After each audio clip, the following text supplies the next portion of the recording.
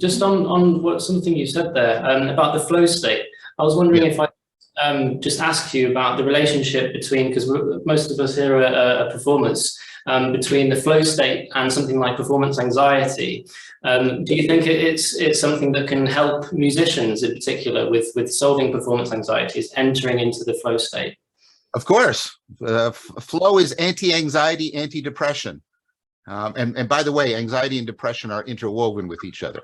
They're not like opposites. Like, so if you have an anxiety disorder, you're very liable to have a depressive disorder, and vice versa. And flow is the anti-anxiety, anti-depression channel of being.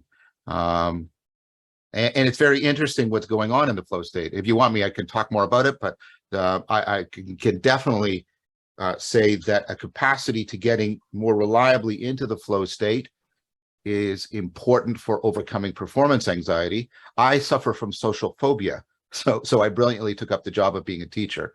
But getting into the flow state while I'm teaching is one of the ways in which it's an example of what I'm talking about. It's one of the ways in which it's like a prophylactic against anxiety and depressive orientations that I'm liable to because of the social phobia, and it enhances my ability to get connected to myself and especially to my students.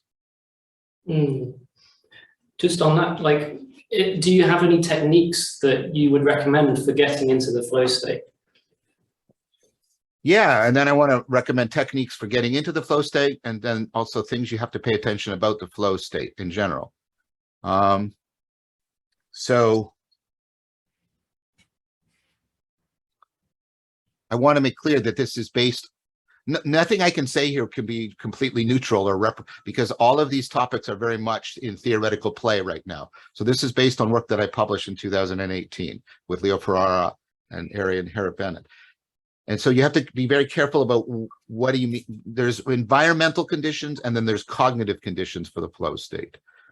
And the environmental conditions is a little bit of a misnomer, but it's good enough for now. What you want is you want a situation in which the demands being placed on you just exceed your skills. So you have to give it all you have, and you have to learn. You have to do some skill stretching. And then what you need is for the environment as you do that to keep ahead of you. Because if you supersede the environment, if your skills overtake the demands, you will start to fall out of the flow state and start to fall into boredom. If the demands are beyond your stretch, you will start to experience anxiety. So you've got to make sure that you're getting into the environment the right way. There's two important things you need to do on the cognitive side to do this. One is mindfulness training, and Csikszentmihalyi points to that, because mindfulness training trains the cognitive flexibility that powers the flow state. You want to make sure that when you're in the flow state, the information, you're getting clear feedback of information, that your actions and the environmental responses are tightly coupled, and error matters. Error matters. So in order to deal with that, you need to get into, there's two different ways in which you frame your arousal.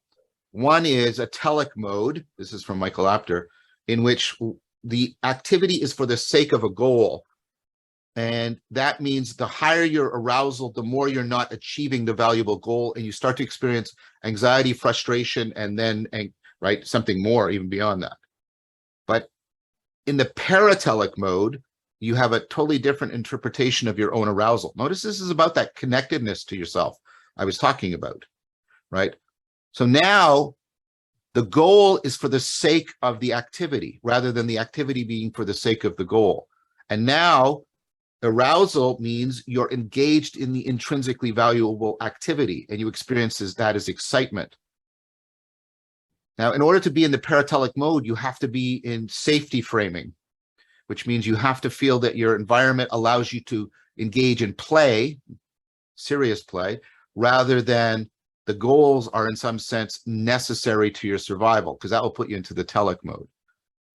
So in addition then to the environmental demands, and you've got the mindfulness training and the cognitive flexibility, and you're getting that information channel flowing properly, you need to have developed something like what Stoicism or Buddhism gives you, a way of safety framing almost any experience you get in, a way of reframing it so that you find that you're not under threat and the activity is being done for its own sake. If you do all of those, that will really increase the chance you get into the flow state.